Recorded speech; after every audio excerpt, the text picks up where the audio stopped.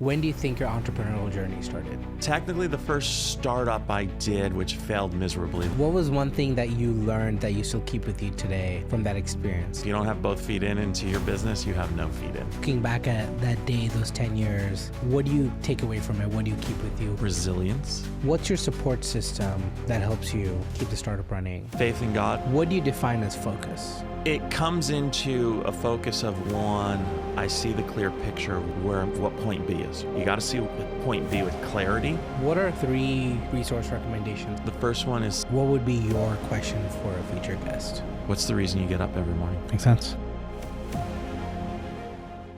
Hey guys, welcome back to Funds and Founders. Today we have on Scott Finkelstein.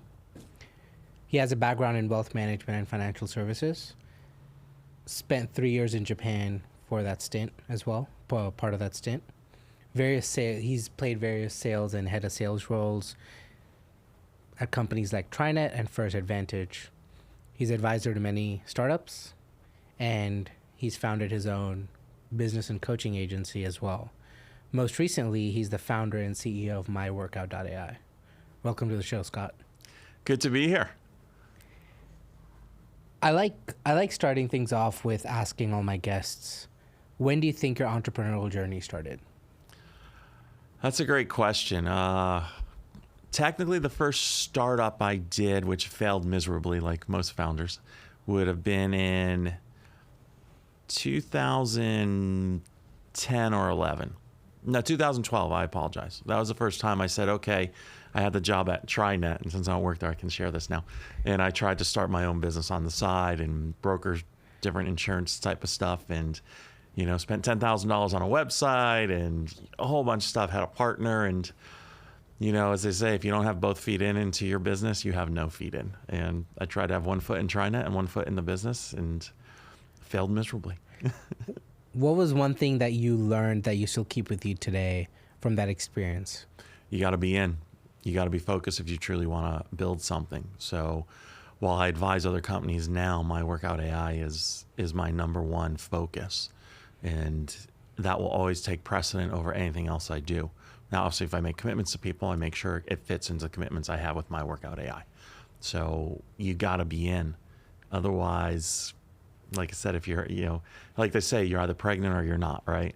And that was the lessons I learned along the way is you're either doing this or you're not, whether it's financially, and there's more conversations about financially. It's not as easy financially for some of us.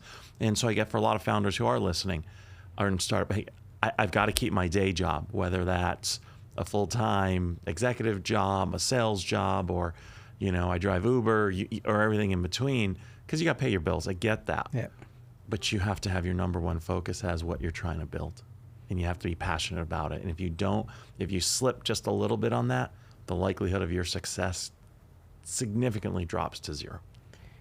You mentioned 2 things. I'd like to take a slight detour. What do you define as focus? Because the reason I ask is that can mean a lot of things for a lot of people, right? I've seen founders go all in and be like, hey, every waking, breathing moment is going to be this, right? But in your perspective, with your experience so far, what do you think is focus, and what's the right amount of focus to make an endeavor successful? It comes into a focus of one, I see the clear picture of what point B is. We all are at point A today. As I always say in business planning and life planning, you got to see point B with clarity, whether that's a day from now or 5 years from now, depending on what you're trying to do, and you work backwards. Got it. So with myworkout.ai, I can tell you where we'll be in 5 years. I can tell you where we'll be in 3. I can tell you where we'll be in 3 days. And I have that clarity. That's the first part of focus. Then the second part is, how am I going to execute daily on a plan to get there? If you can do those 2 things, your opportunity for success exponentially goes up to where you can make it happen. And then when you're talking to people, because at some point you need help, there's, as they say, it takes a village. And I've found that out the hard way. I'm a little stubborn. Not that I think I can do it better than anyone else. There's people much smarter than me.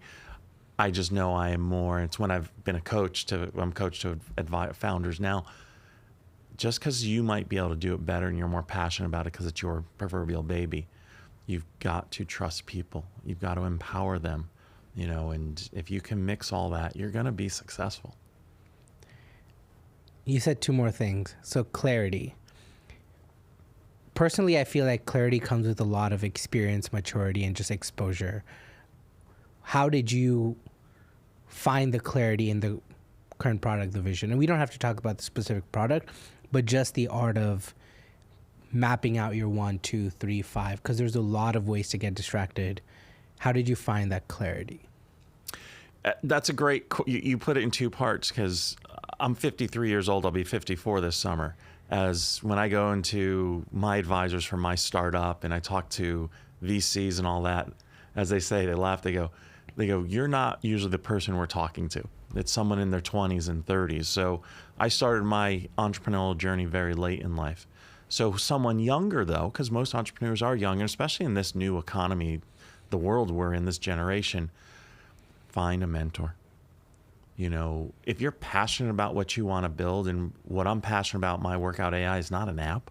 The app's part one of a much bigger mission of health and wellness and how we democratize access to expert advice in health and wellness. That's not my one political statement, not bought by the politicians and the pharmaceuticals, et cetera, so that people can make a better informed decision throughout the entire world.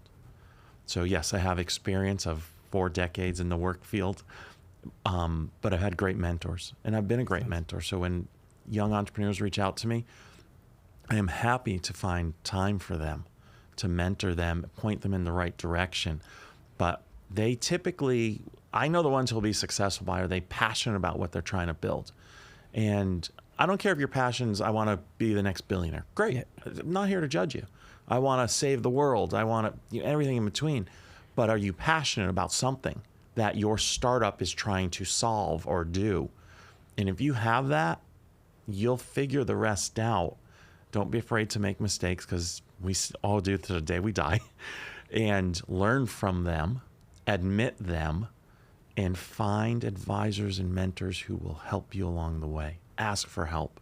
Just, everyone always asks me, my corporate career, I've sold over $6 billion for companies. I've tried to help them go public. I've helped others, have successful exits. They go, well, how have you always been successful? I go, mentorship.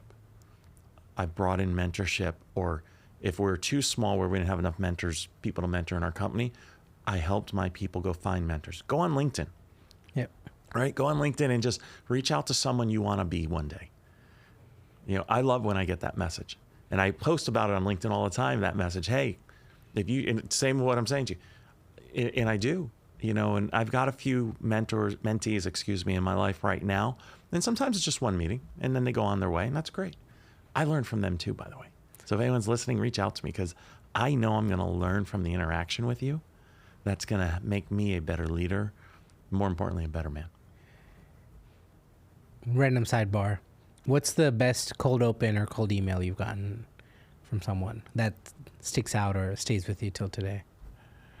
Actually, it was on LinkedIn, where we get so much spam nowadays. I still remember it, I guess. The guy reached out. He actually read my profile. So I went to University of Hartford, and he made a guess, but that's part of out, right? You gotta guess. Do I go left or right? And he guessed sports, and he made a little comment, he obviously did some research on University of Hartford sports, which Jeff Bagwell and Vin Baker, those are probably the only two. One's a Hall of Famer, one was an all-star that you'll know in sports. And I connected, and I said, great. I go, good job. And then, though, 3 emails back and forth later, I go, listen, you got me. I love it. You showed you did some research. You put some time in. You tried to be different, but now just sell me. And I say, as a salesperson, I go, well, I'm not trying. I go, you are trying to sell me. It's okay. So what do you got? And I go, I like it. He goes, can I ask for a meeting? I go, it's about time. But like selling to a sales guy, it's easy and hard, right? Going back to what we were talking about, you mentioned passion. You mentioned identifying whether someone's passionate, whatever it's about. How do you define passion? And how should someone look out for passion versus, maybe not the right analogy, but shiny object syndrome, right? Like, how do I distinguish, I'm really passionate about this idea, or am I working towards that shiny object at the end of whatever path I'm on? Wow, that's a great way to put it. I've never heard it that way. I like that. Oh, we all get attracted to the shiny objects, right? In all aspects of our lives. For me, passion, I think, is something we can all define. It's for yourself. But for me, I live it, I breathe it. I can't stop thinking about it. And again, I'm present with my kids, I'm present with my friends, I'm present here with you, and I love doing this stuff. This is,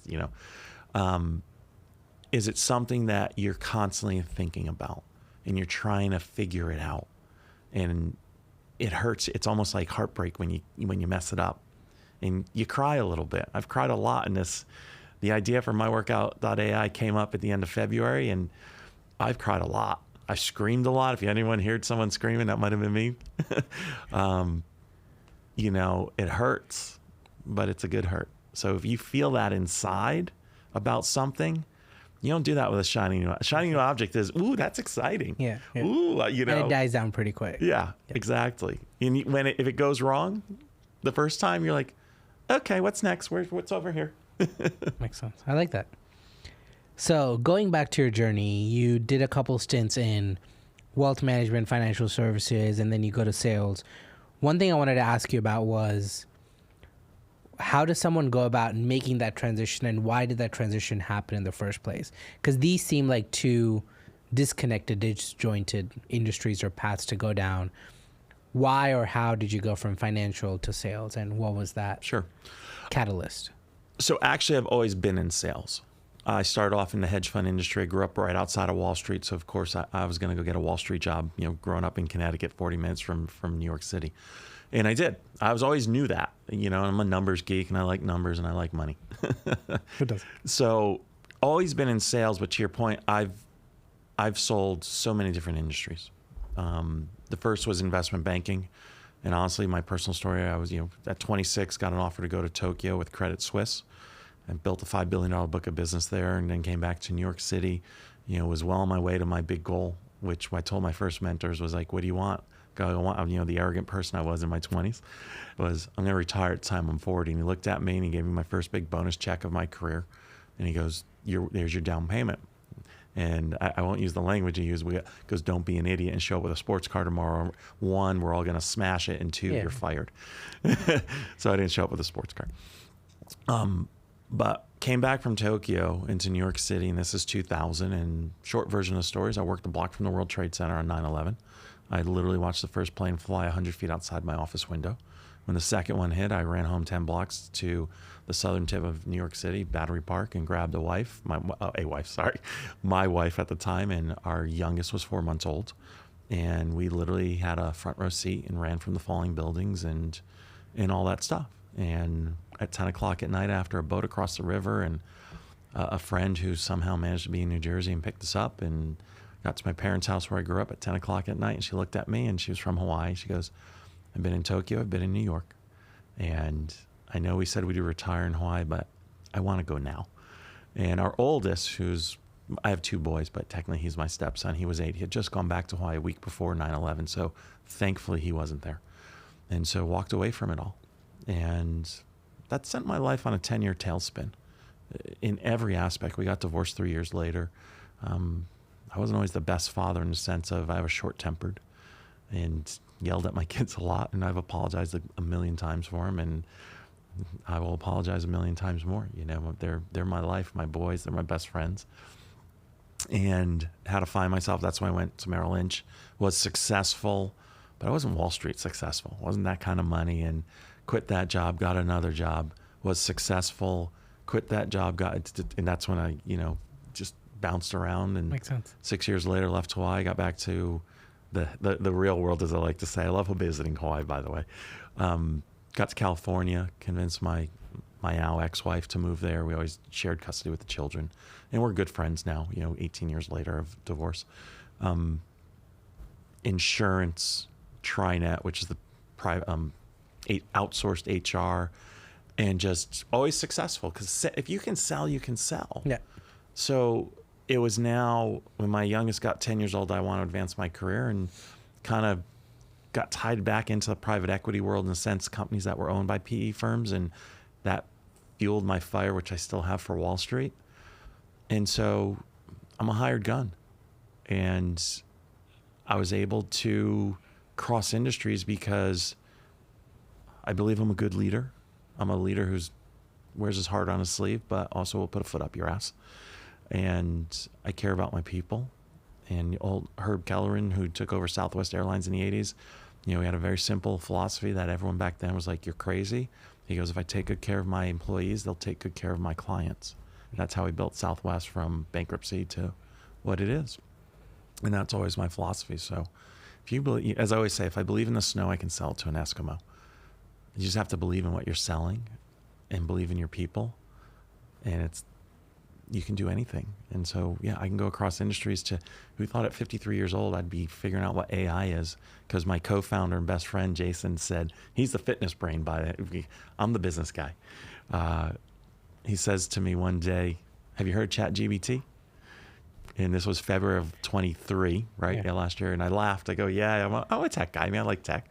And the light bulb went off 5 minutes later. Finally, we can take your brain and put it into an app, short version of that story. And the things I've learned over the last year, because I am passionate. I'm passionate about building this.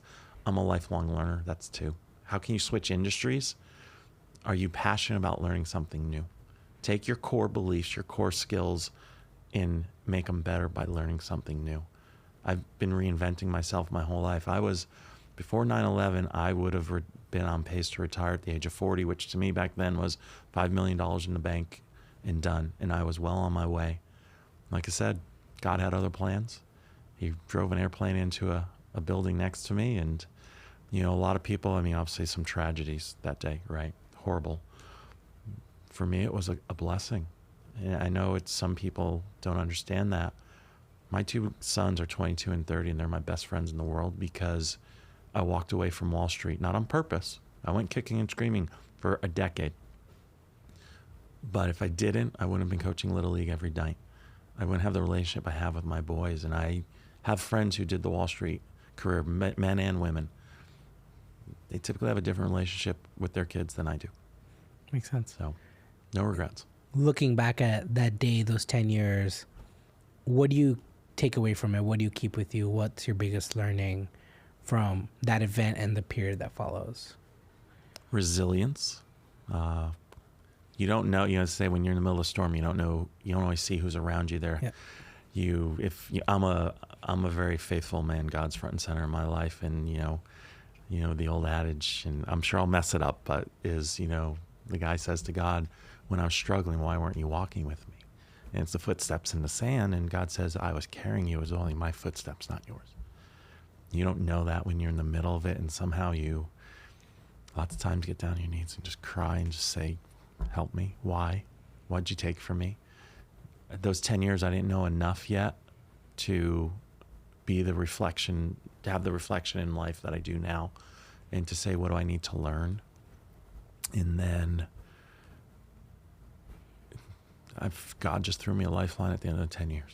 That was a job I tried now.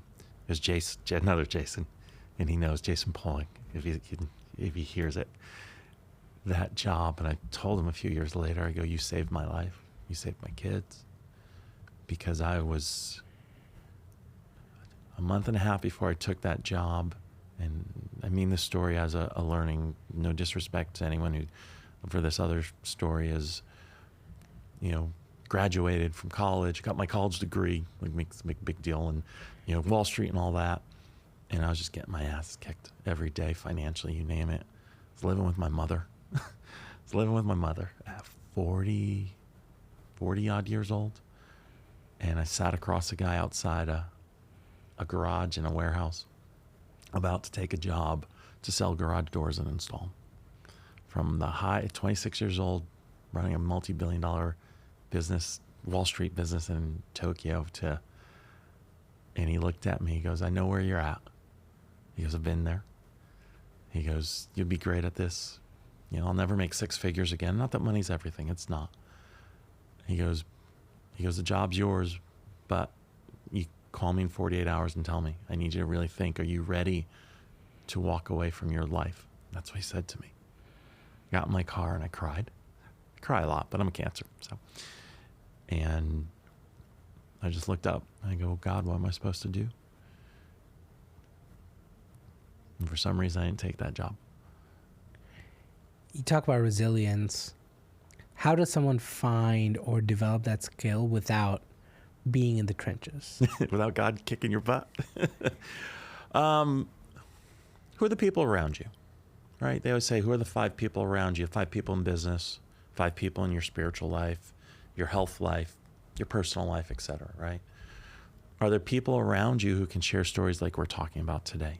Do you seek those stories to figure out what it means? And are you listening to podcasts like this and the great information, the great people you always bring on here, so you can learn something to say, I don't know enough resilience. Thankfully, maybe you haven't had to face some of the things. And listen, people have faced significantly worse than I'll ever face, don't get me wrong, but it's what I've faced. Yeah, 100%. You know, just have an open mind, open ears, open eyes, open heart, and talk to people. Understand, actually care about learning other stories. And when you hear them, how does it resonate?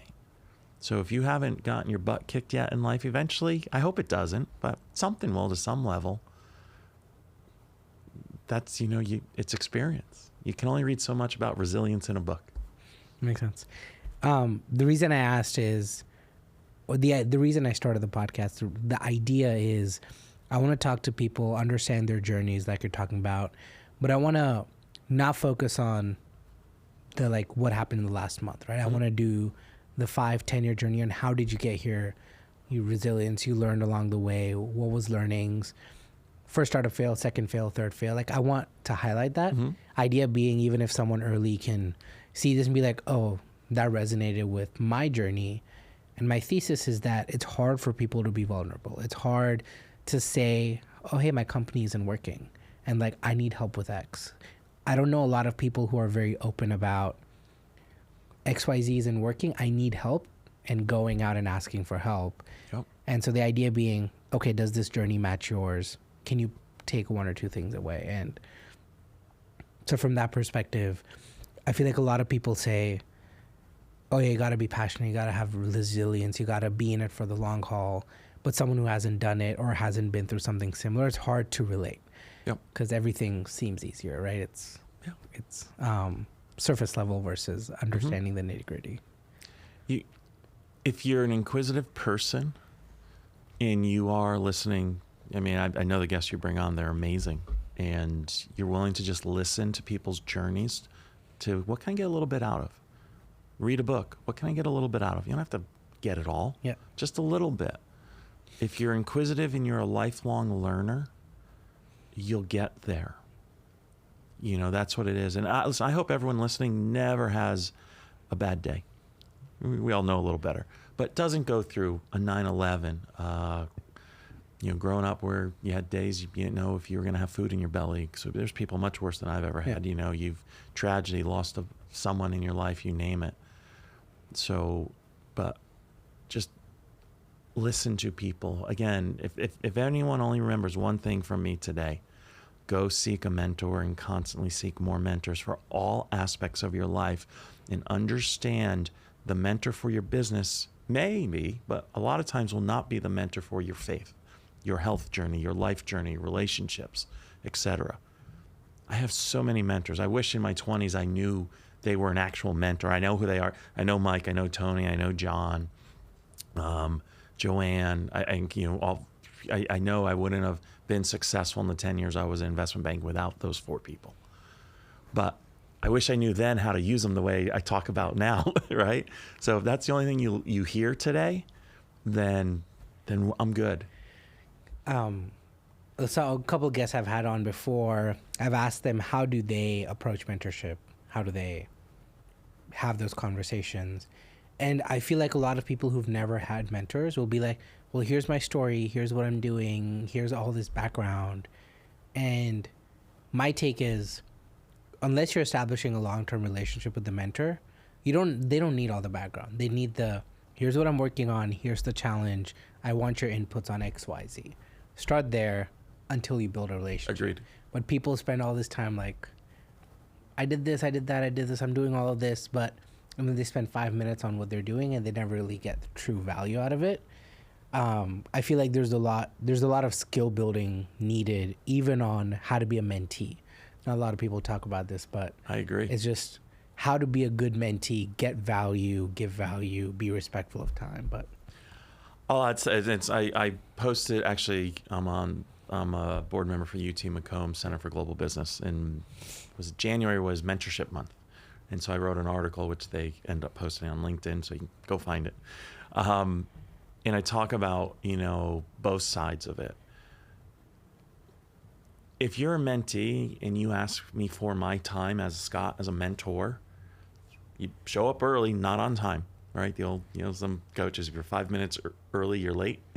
Show up early, come with questions, and just look to get to know my story. Because my story is going to give you a lot of what you need, and then be inquisitive and ask more questions. And it's okay to ask a question. Well, that's interesting, Abe. Based on what you said here, I see it could, this lesson could fit into what I'm trying to do here. What do you think? Mentors want to talk, right? That's why people take mentorship. Yeah. They might not admit that piece. We want a microphone and we want to talk. We want to give back and all that good stuff too. So be interested in them, the mentor, and you're going to get all the information, because a good mentor, I know you, me, I know so many of them out there, we're going to start asking questions. What are you struggling with today? Where do you want to be in a year? What are your goals? Where do you need the most help? Right? So just show interest in the mentor, and the rest will work itself out. Makes sense. But be early. Don't be late. I think on the mentor-mentee, initially when I started, knowing everything I know now, I would have done things very differently for the last 5-6 years. But it's always in hindsight, right? Hindsight 2020, as Grandma said. But I think the biggest challenge that I initially faced was, okay, how do you find someone who resonates? Because a mentor is not always about experience. It's about thinking style, thinking philosophy. They have to, I personally feel, that has to vibe with you on that level, right? Mm-hmm. And like you said, I feel like there's some people I'd go to for topic X or decision X, yep, but I wouldn't value their opinion on Y for whatever reason, right? Because I think you're expert on this, but for this, I want to go to this person. Agree. I've toyed around with the idea of creating a personal board of directors. I would like to at some point. I just haven't got around to it. But I've thought about the idea of, hey, who are 3 to 5 people whose opinion I respect, whose input I would want on things, and be like, hey, once a month, 30 minutes, I'm going to walk you through what I'm doing, what I want to do, challenges, next steps, and I just want direction, right? Good, bad. Maybe I'll go do what I was going to do, but I still want the opinion of whether it works or not. At some point, I'll try to do that, so we'll see. But go do it. I agree. I've thought about the idea. It's great. What I think I personally suffer with on that front is, not suffer, but have a difficulty with, is, can I ask for 30 minutes of someone's time?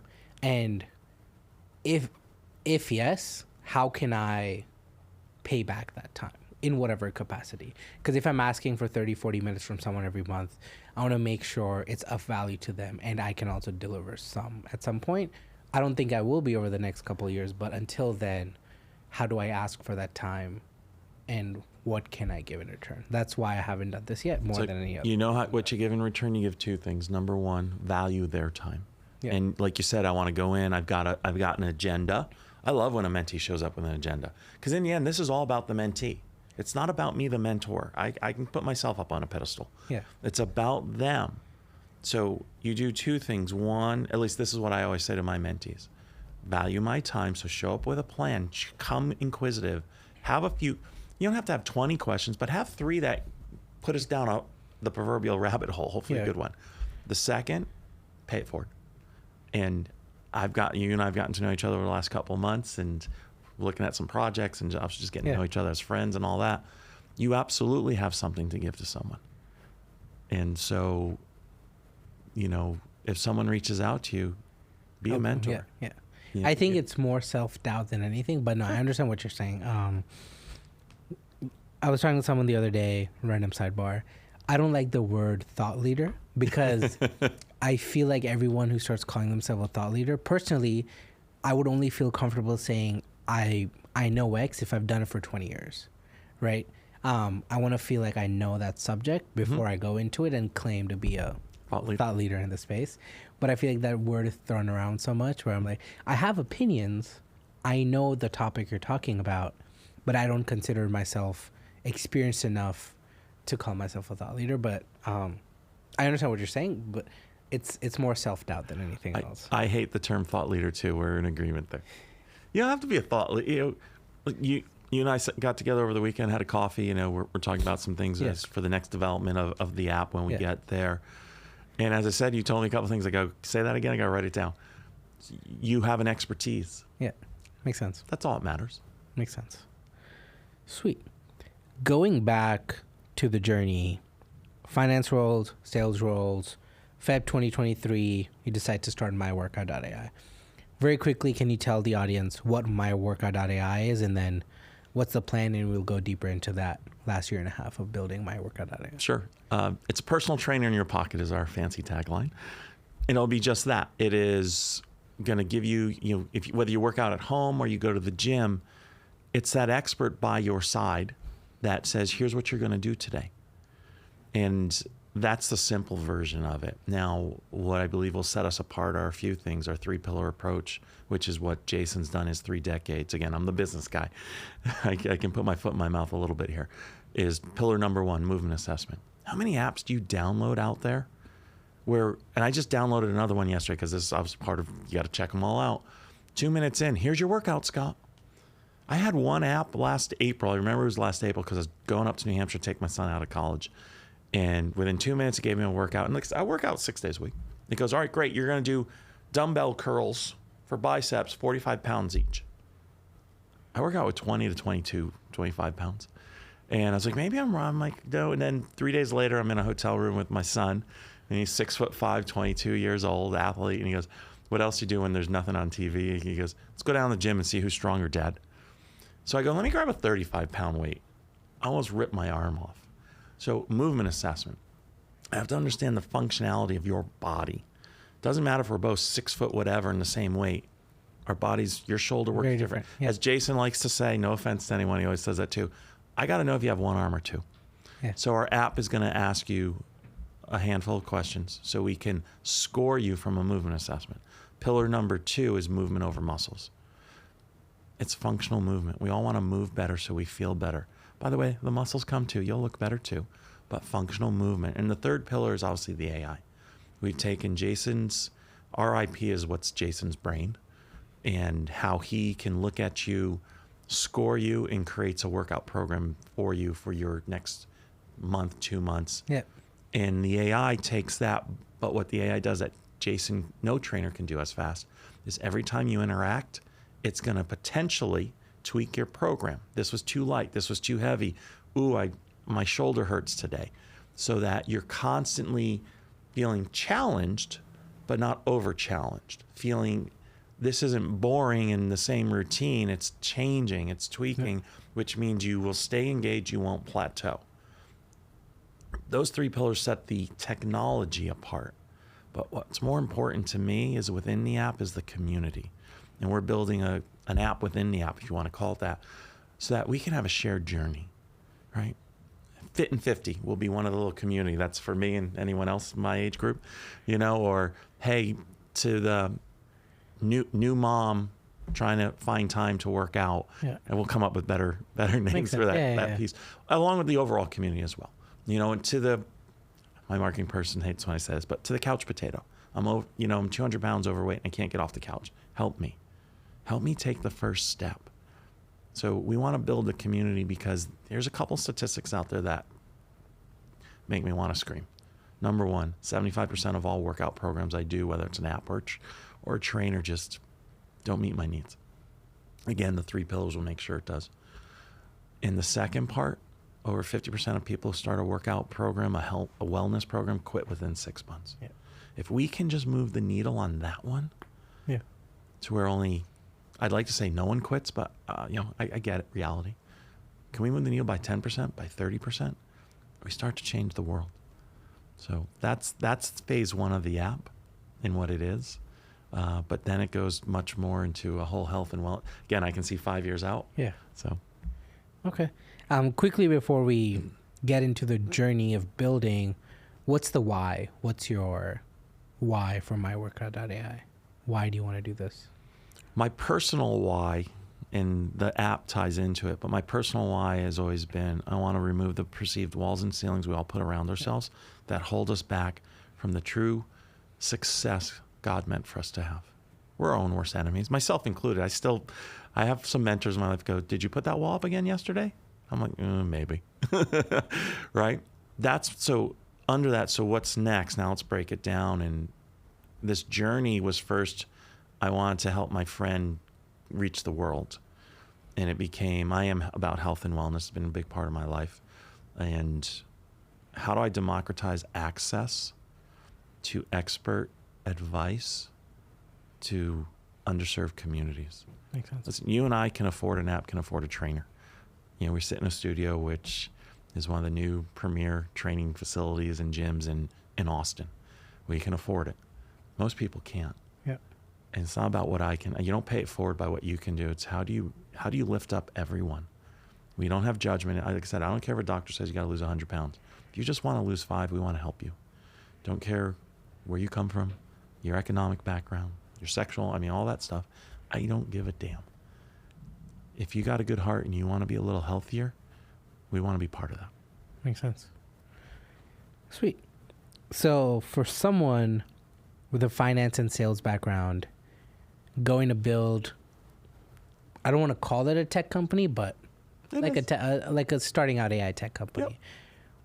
What does the first month look like for you? How do you start this? What do you do? What's your go-to? How do you figure out what to do? So when the light bulb moment, which was the end of February 23, went off, it's like, then my journey, which I think this part of the journey is similar for most people with that light bulb moment, is what does that look like? Is that possible? Like Jason, right, goes, hey, you can't do that. I go, no, that's what AI does. He goes, no, I could go. And then he's like, but 24-hour fitness is already done. I go, no, they actually haven't. So I go, they might buy it from us one day. So it's starting to figure out all the reasons why you can't do this. And I know that sounds strange for a lot of people, but the first week was, why won't this work? And you keep answering, it's not going to work because of A. Actually, no, that's not true. We can make this work. What about for B? No, and so you start building confidence. Okay. Then, as we've said, I'm not a coder. I'm not a computer engineer or an AI. I'm a business expert. That's my So how long did you guys spend mapping out the logic, the platform, the workflow before you decide to build anything? Well, in April is when I cut the first check after talking to people like yourself, development companies. Can we do this? Here's our idea. And they said yes. And so that was about 2 months later. Okay. And then, like I said, I cut the first check, bootstrap. And my background of investment banking was like, I can go raise the money when I need it. So in the summer, we raised $50,000. And that was it. That's all we've ever raised to date. And kept working with the developers. Here's what we do. And then, as one of my advisors, Hilda was really good at this, one of my advisors, and she's very successful in her career, what she's done. She goes, you got to figure out how to get that genius out of Jason's head. And she was much better at connecting with Jason, along with Trevor, our CTO. Now, Trevor and Jason have been best friends since they're about 6 years old. So where I am just kind of just 1 + 1 = 2, let's go. And that's not how Jason's brain works. Yeah. So they help Jason literally get it onto a spreadsheet. And then you get that to the technology people, and they ask a lot of questions, and it's back and forth. Yeah. No, you can't do that. And people learn quickly on the team.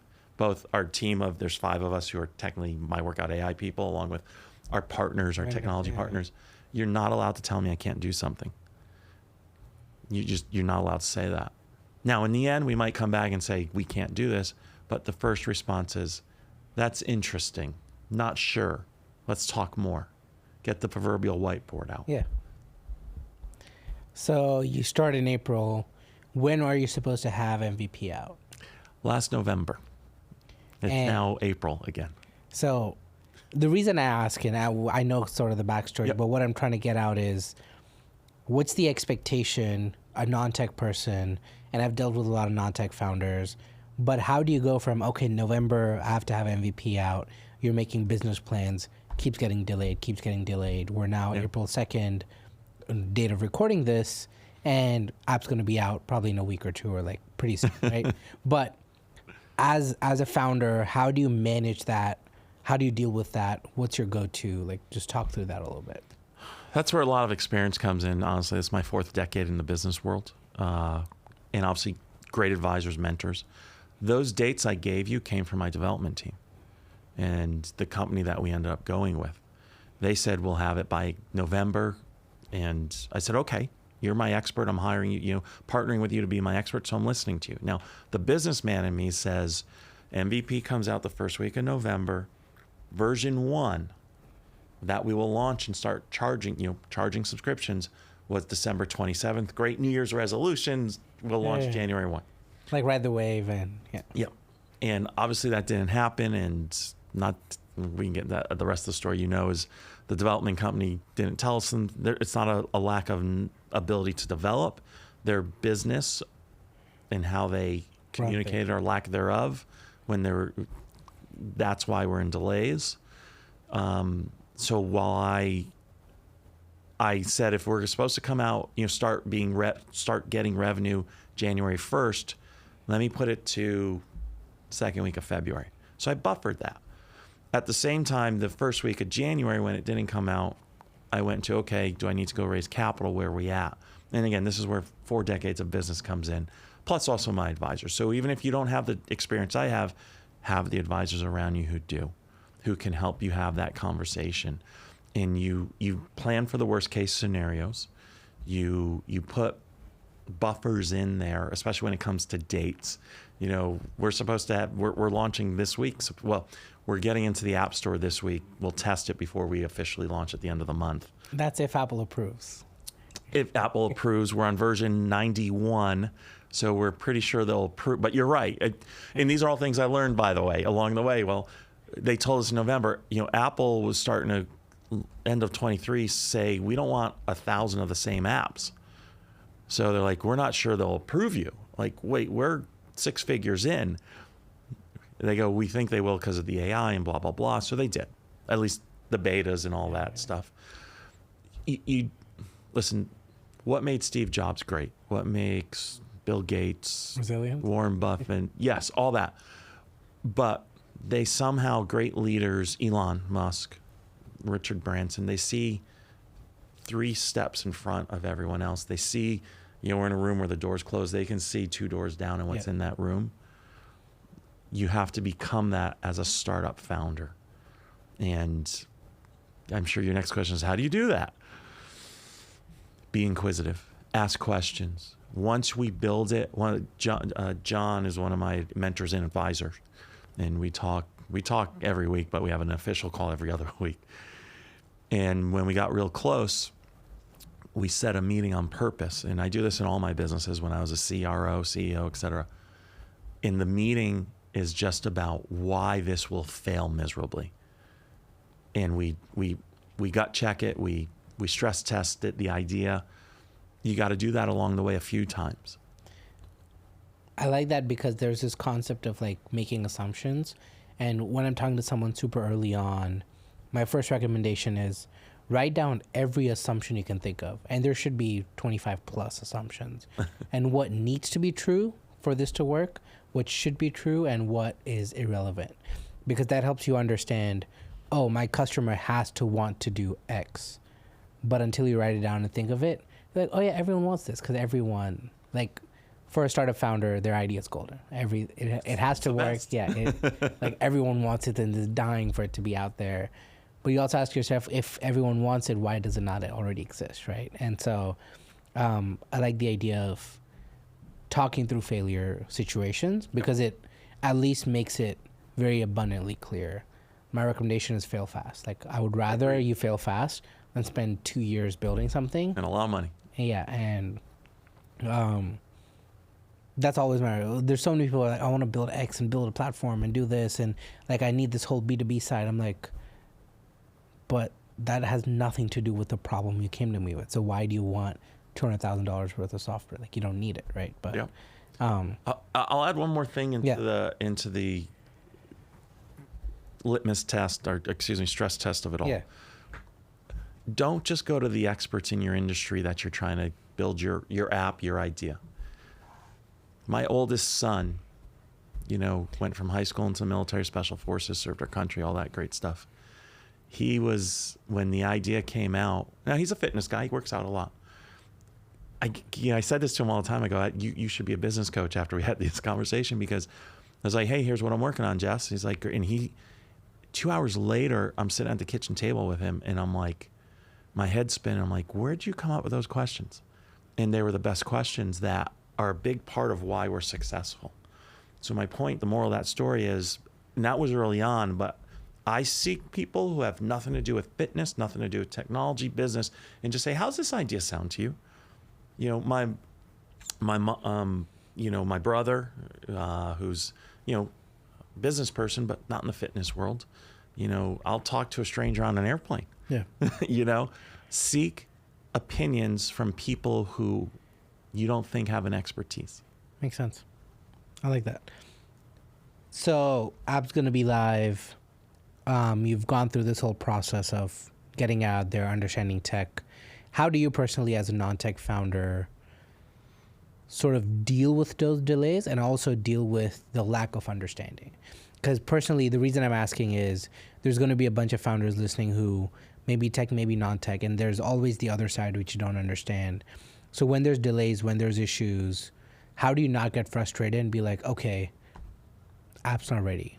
Why is it not ready? And you talked about being inquisitive, but what else has worked for you in this process of getting a technical app out there where you're always, I don't want to say one step behind, but you're sort of relying on others to make decisions and get out there? Like Steve Jobs said, you find the smartest people in the world, you hire them, you get the heck out of their way. You give them the resources they need, you get the heck out of their way, which means you trust your gut and who you hired. So technically I haven't hired really anyone because we don't pay salaries yet. But I have advisors who we pay in equity. Or I just have my network of people. I've been blessed with a great network that I can I buy you coffee, can buy you wine, a dinner, or lunch, and ask them and pick their brain. Makes sense. And admit, a big part of what you said is I first have to admit someone knows more than me. 100%. That's easy for me. I got no problem with that. My ego, I have an ego, but that part, no. So you surround yourself with the right people. And yeah, you ask a lot of questions. Also, I know a lot about AI. Now, I can't program it, but You've learned. I've learned because I want to make sure I might be the person at the table with the least amount of knowledge, but I'm going to make sure I have enough knowledge so I can call bullshit. 100%. That's what a CEO is. You need a nut. So if you don't have that knowledge, whatever areas, I do 2 Audible books a month at least. I read books, podcasts, the AI conference here a year ago in Austin, et cetera, et cetera. You got to get knowledge. 100%. Makes sense. Yeah. Cool. Couple quick questions I like asking every guest. What's your support system that helps you keep the startup running, everything, kids, family, whatever? What's your support system? Faith in God and what my journey is, what my purpose is. Like, I'm not a religious person, but God's front and center in my life. Faith in myself, believe it or not, I'm a big part of my own support system. And what I mean by that is, obviously, I'm a health and wellness company. I make sure I hit the gym 6 days a week at least, walk almost every day outside of that. I like my burgers and fries, don't get me wrong, but I don't eat them often. It's spinach salad for lunch today and most days. So I got to take good care of myself. And then you're right. I'm not afraid to be, you mentioned earlier, it's hard to be vulnerable for people. I'm not afraid. Maybe I'm just too old at this point. So for those who are a couple decades younger than me, in my 20s, I wasn't as vulnerable as I am now because there's strength in vulnerability. You think it's weakness when you're younger. And so I let people know when I'm struggling. And, my 2 sons, they're 22 and 30. They are my best friends. I hide zero from them. And some parents might be, huh? I'm like, nope, they know everything, right? I'm building a legacy to change the world because they're going to be here longer than me. And then it's your friends, it's Makes sense. your business, it's go on a LinkedIn to find someone who can help me with what I'm struggling with, right? To the mentor conversation, I tell you, just go on LinkedIn and reach out to people. Hey, and come from a place of humility, and I really would like to ask for your help. I want to be you one day. Looks like you've had a great journey in. I'm just starting out. Can I buy you a virtual coffee? And if they're in town, buy them an actual coffee. Makes sense. If you can afford it. I like that. What are 3 resource recommendations you have for founders or people building who are listening? Resource could be book, podcast, blog, article, whatever you want. What are 3 resource recommendations? The first one is see who the people around you. That's before you go to the books and everything. Who's around you who you know can, to your last question, can be your support staff, because you're going to have some tough days. It doesn't go perfect. So that, in a lot of communities now, there's so much free, here in Austin, obviously, Capital Factory, so much free stuff, right? They're awesome.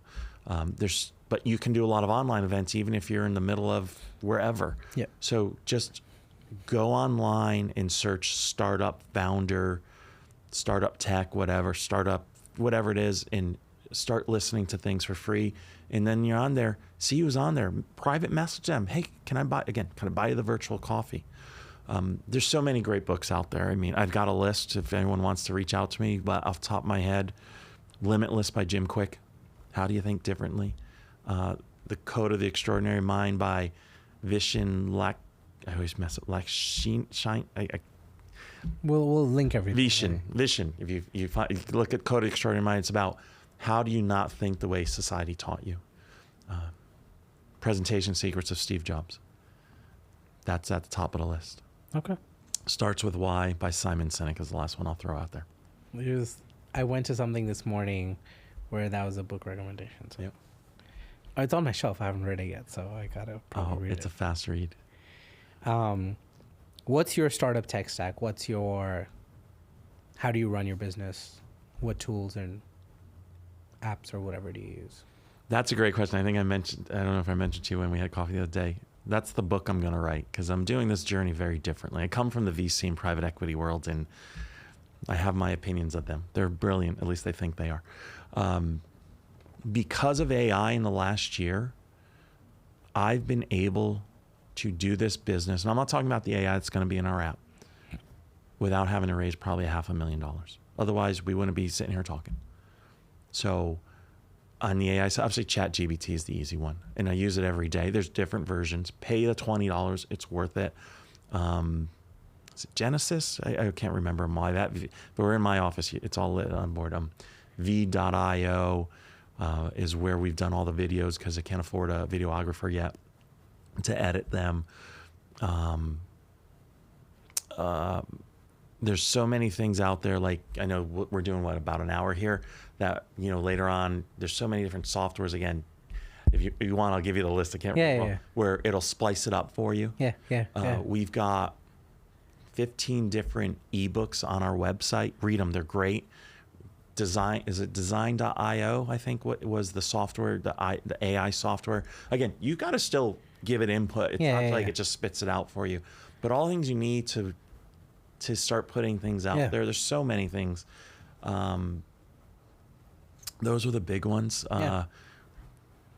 We don't have I have a spreadsheet for my CRM.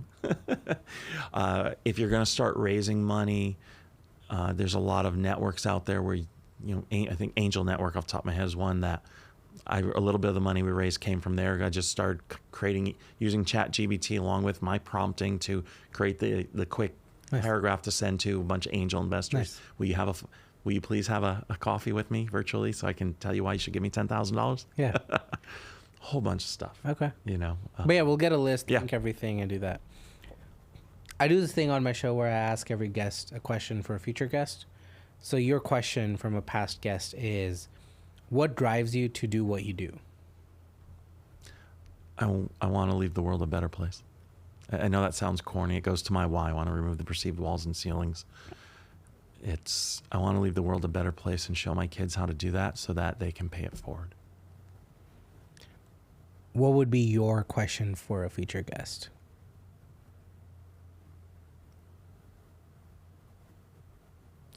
Wow, that's a great one. What's the reason you get up every morning? Makes sense. I feel like every time I ask someone, I'm like, what would my answer be? I don't always have an answer, but I'm like, I don't know. I don't know why I get up every day. Like, I haven't solved that, but it's fun to ask that. You Cool. have time. Yeah, no, By the way, we were talking about all these questions. Yeah, we did. Yeah. You have time. Yeah. You're right. You and I talked about that over coffee over the weekend. Yeah. Keep a couple stats in mind, which drive me to be 54 years old this July. Colonel Sanders, Kentucky Fried Chicken, struggled until he was about 60 years old, give or take a couple of years, and became Colonel Sanders. Walt Disney was bankrupt 3 or 4 times, I forget. Yeah. Didn't really make it till he was in his 50s. You have time. Yeah. I don't know if it's the McDonald's founders that started McDonald's when he was 55, 60, something super late, but no. Yeah. I think it's immaturity more than immaturity and impatience, right? Like Sure. You don't know what you don't know. And part of the reason I started this podcast was I feel like social media pushes this narrative of buy this course, do this, sell this, and you can retire in for that's the narrative everyone pushes. That's the clickbaity stuff. But I've been running my agency for 5-6 years. Probably want to shut it down 100 different times, right? For various different reasons. But for some reason, I still have it going. And I think it's just, you got to fall off the bicycle to learn how to ride the bicycle. Yeah. And you just got to go through the repetitions and it'll come. But everything, all the information that surrounds you is you got to go faster, you got to do more. And part of me is I don't know if I do, but there's this pressure and sentiment that I'm just impatient, but That's it. part of the process. Can I change my question for the next person? Yeah, for sure. Do you believe in yourself? Okay. I'll keep both of those. I'll ask 2 different people. Yeah. Sweet. But no, that's all I had. Awesome. Where can folks find you? Where should they reach out? And what's the next challenge you're trying to solve for myworkout.ai? So they can find us easily at myworkout.ai. So www.myworkout.ai. That's so contact form, sign up, get on the wait list so you can get access to the app as soon as it comes out in a couple of weeks. Signups with an S, signups at myworkout.ai is the email address. And we're all over Facebook, Instagram, TikTok, myworkout.ai. So you can find us there. The next challenge is get it launched. Nice. That's still the first challenge, actually. You know, in tech, we've had delays, and it's coming. Not worried about it. Yeah. But survive till it launches, and we can start bringing in revenue, which will be this month, I believe. Sweet. So yeah. This episode will go live in a couple weeks, but we'll link Awesome. everything. If the app is live by then, we'll link all that stuff. But I'll get all that info from you, and we'll. Sounds good. Sweet. But thank you for coming on. Thank you for having me. This is awesome.